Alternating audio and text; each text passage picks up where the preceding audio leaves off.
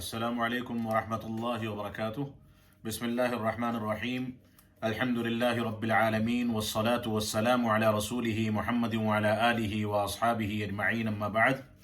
اعوذ باللہ من الشیطان الرجیم، بسم اللہ الرحمن الرحیم۔ ومن اللیل فتہجد بہ نافلۃ لک۔ محترم سامعین کرام، بزرگان دین، نوجوانان ملت اسلامیہ اور خواتین اسلام،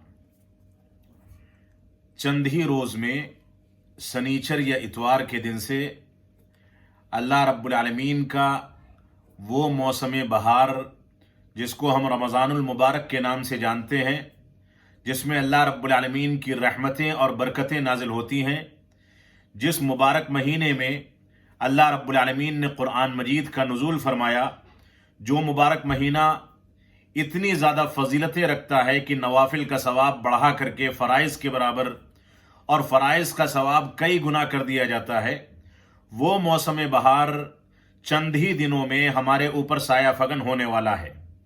لیکن ہماری بدقسمتی یہ ہے کہ اس بار اس موسم بہار میں ہم اکٹھا ہو کر کے نہ تراویح ادا کر سکتے ہیں، نہ نمازیں قائم کر سکتے ہیں، نہ صلاۃ جمعہ کے لیے مسجدوں میں حاضر ہو سکتے ہیں۔ لاک ڈاؤن اور کووڈ-19 اور کرونا وائرس کے خطرے کے تحت گائیڈ لائن حکومت کی جو ہے اس کا احترام کرنا ہمارا واجبی فریضہ ہے۔ اس وجہ سے ہم مجبور ہیں کہ اپنے گھر کے 4-5 لوگوں کے ساتھ گھر ہی کے اندر جیسے 5 وقتہ نمازیں ادا کر رہے تھے، اسی طریقے سے صلاۃ تراویح بھی ادا کرتے رہیں۔ رسول اکرم صلی اللہ علیہ وسلم کا فرمان ہے، من قام رمضان ایمانا واحتسابا غفر له ما تقدم من ذنبه۔ جس نے رمضان کے مہینے میں قیام کا اہتمام کیا، یعنی صلاۃ تراویح کا اہتمام کیا، اس کے پچھلے سارے گناہ اللہ رب العالمین معاف فرما دیتا ہے۔ ان گناہوں سے مراد گناہ صغیرہ ہیں۔ یہ صحیح بخاری کی روایت ہے۔ قرآن مجید کی تلاوت، قرآن مجید کو تراویح میں پڑھنا، قرآن مجید کا فہم و تدبر اپنے اندر پیدا کرنا، اور قرآن مجید جو کہ اس مہینے میں نازل ہوا، اس مہینے میں قرآن مجید کے تعلق سے قرآن مجید کے حقوق کی ادائیگی کے لیے اپنے آپ کو تیار کرنا اور اپنے دلوں میں اس کا احساس پیدا کرنا، یہ رمضان کا سب سے بنیادی پیغام ہے۔ رمضان المبارک کی فضیلتوں، اس کے احکام و مسائل پر کل کے دروس سے بعض چیزوں پر گفتگو کی جائے گی، لیکن آج کے درس میں میں تراویح سے متعلق کچھ گفتگو کرنا چاہتا ہوں، کیونکہ مختلف سوشل میڈیا سائٹ سے اور بہت ساری جگہوں سے بہت سارے ایسے مسائل اور ایسے سوالات آ رہے ہیں، جو سوالات دھیرے دھیرے فتنے کی شکل اختیار کر رہے ہیں۔ ہماری ذمہ داری ہے کہ ہم قرآن و سنت کے مطابق زندگی گزاریں۔ سب سے بنیادی چیز یہ ہے کہ رمضان کا مہینہ ماضی میں جو تجربہ رہا ہے، جیسے جیسے قریب آتا تھا، تراویح کا اہتمام کرنے کی ذمہ داری جیسے جیسے مسلمان محسوس کرتے تھے، تو بجائے اس کے کہ ماضی کے اپنے اعمال پر غور و تدبر کریں، گناہوں سے توبہ کریں، بدعات سے توبہ کریں، اللہ رب العالمین کی جانب رجوع کریں، اس کے بجائے مسلمانوں کا وتیرہ یہ ہوتا تھا کہ ٹیلی ویژن پر حرمین کی، مکہ اور مدینہ کی تراویح لگا کر کے مقابلہ آرائی شروع ہوتی تھی کہ وہاں پر تراویح کتنی رکعت پڑھی جاتی ہے، یہاں فلاں مسلک کے لوگ کتنی پڑھتے ہیں، فلاں مسجد میں کتنی دیر میں ختم ہوتی ہے، فلاں امام کیسی تلاوت کرتا ہے، فلاں امام کے یہاں پڑھنے کی اسپیڈ کتنی ہے۔ یہ سارے کے ساری چیزیں ہمارے یہاں رمضان کے پورے مہینے میں موضوع بحث رہا کرتی تھیں، اور اس کے نتیجے میں رمضان کی پوری روح اسی بحث و مباحثے میں ختم ہو جاتی تھی۔ رسول اکرم صلی اللہ علیہ وسلم تراویح کتنی پڑھتے تھے، اس سلسلے میں عائشہ صدیقہ رضی اللہ عنہا فرماتی ہیں کہ رسول اکرم صلی اللہ علیہ وسلم نے ما کان یزید رسول اللہ صلی اللہ علیہ وسلم فی رمضان ولا فی غیرہ علی 11 رکعتا، کہ رسول اکرم صلی اللہ علیہ وسلم رمضان میں یا غیر رمضان میں کبھی بھی رات کی نماز 11 رکعت سے زیادہ نہیں پڑھتے تھے۔ یہی سنت کا طریقہ ہے۔ اس 11 رکعت کو، ان میں سے 8 رکعت کو صلاۃ اللیل مثنا مثنا کے تحت दो रकात करके पढ़ा जाए और उसके बाद आखिर में 3 रकात वितर एक सलाम में या 2 सलाम में, यानी एक सलाम में अगर अदा करेंगे तो ऐसी सूरत में एक तशहुद में अदा की जाएगी, और 2 सलाम में अदा करेंगे तो 2 रकात पढ़ के सलाम फेरें, फिर 1 रकात पढ़ के सलाम फेरें। ये दोनों तरीके रसूल अकरम सल्लल्लाहु अलैहि वसल्लम से साबित हैं। लेकिन हमारे यहाँ मौजूए बहस ये है कि 20 रकात तरावी पढ़ी जाए कि 8 रकात तरावी पढ़ी जाए। हमारे लिए इख्तिलाफात में जो चीज उसवा और नमूना और दलील है वो रसूल अकरम सल्लल्लाहु अलैहि वसल्लम का वतीरा है। रसूल अकरम सल्लल्लाहु अलैहि वसल्लम ने और इसी तरह से सहाबे इकराम का पूरा अहद मुबारक गुजर गया। कभी किसी सहाबी रसूल से यह साबित नहीं है कि उन लोगों ने इनफिरादी तौर पर या बाजमाअत तरावीह को 11 रकात से ज्यादा पढ़ा हो। लिहाजा हमारी जिम्मेदारी यह है कि हम सुन्नत रसूल को जिंदा करें, धीरे धीरे ठहर ठहर करके तिलावत करें, लंबे लंबे रुकू और सजदे करें। यही तरीका रसूल अकरम सल्लल्लाहु अलैहि वसल्लम से साबित है। इस सिलसिले में लोग जो दलाइल देते हैं, उन दलाइल में एक दलील ये है कि हरमैन में 20 रकात तरावी पढ़ी जाती है, लिहाजा 20 रकात पढ़ना सुन्नत है।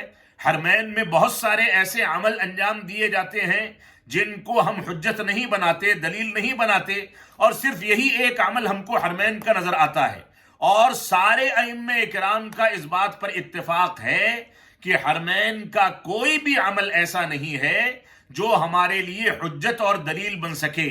हरमैन में मौजूदा वक्त में बहुत सारे ऐसे अमाल अंजाम दिए जाते हैं जिन अमाल से कुरान और सुन्नत की रोशनी में सरीह तौर पर इख्तिलाफ किया जा सकता है। उन्हीं में से एक अमल 20 रकात तरावी का है। लिहाजा हम दलील मानते हैं कुरान मजीद को और सुन्नत रसूल को, उससे जो सबूत मिलता है उसी पर अमल किया जाता है।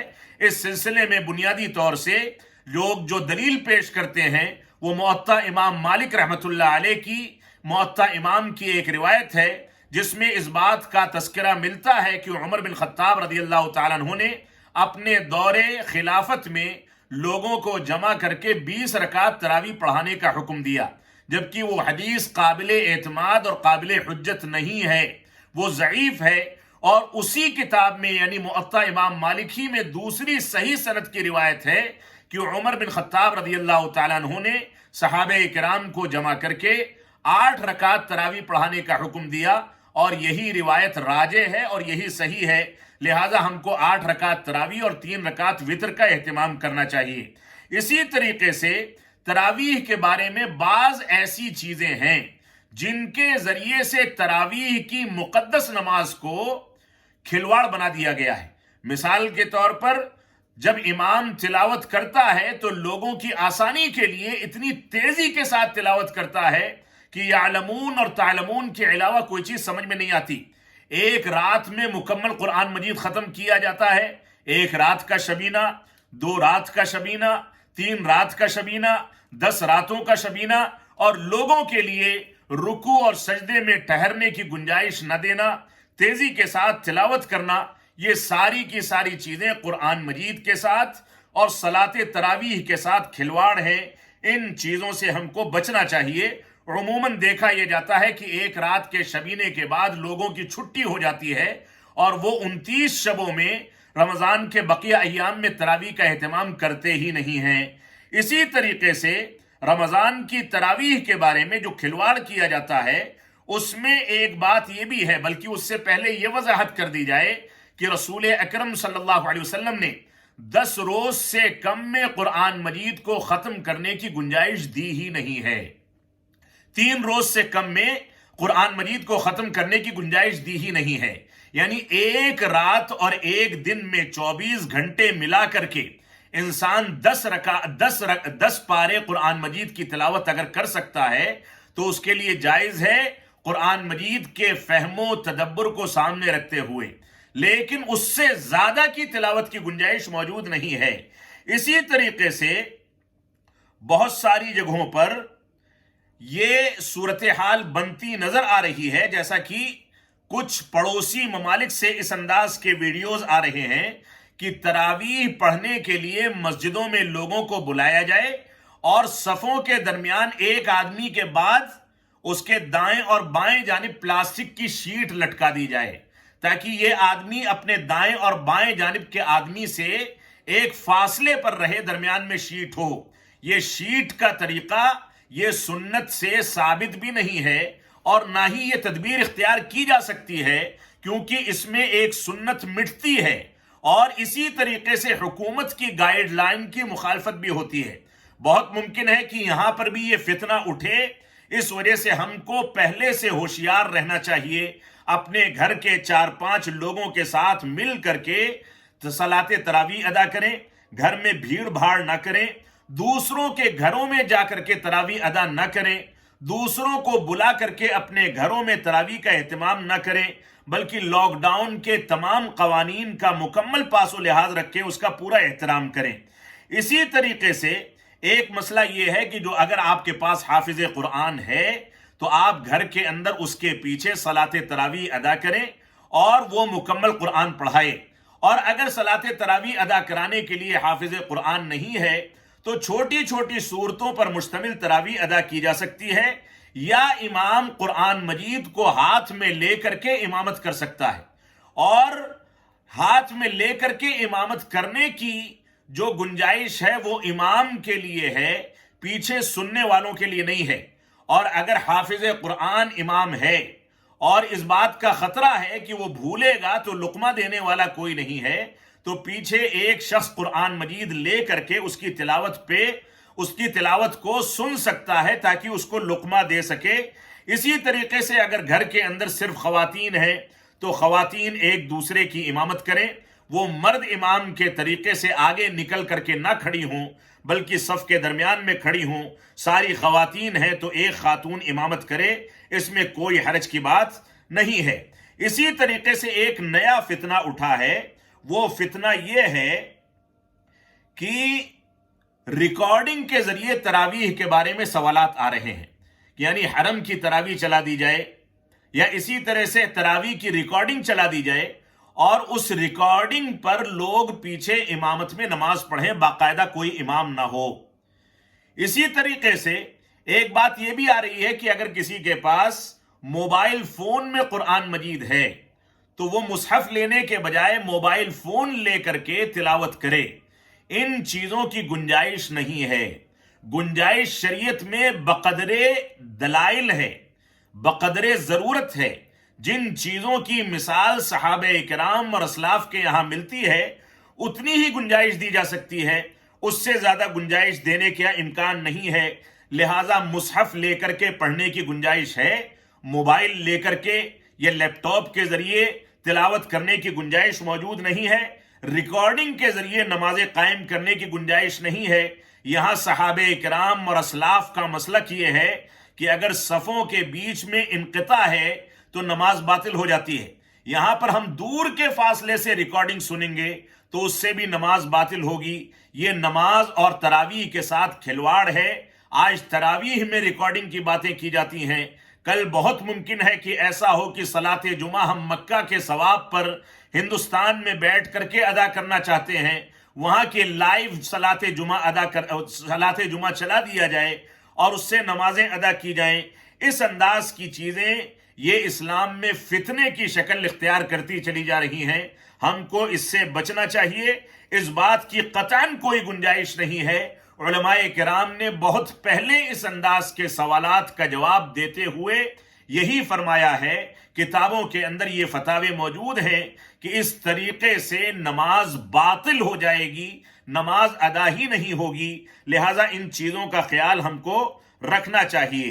اسی طریقے سے بہت سارے ایسے مسائل ہیں جو صلاۃ تراویح کے ہیں جن کا خیال رکھنا ہماری ذمہ داری ہے۔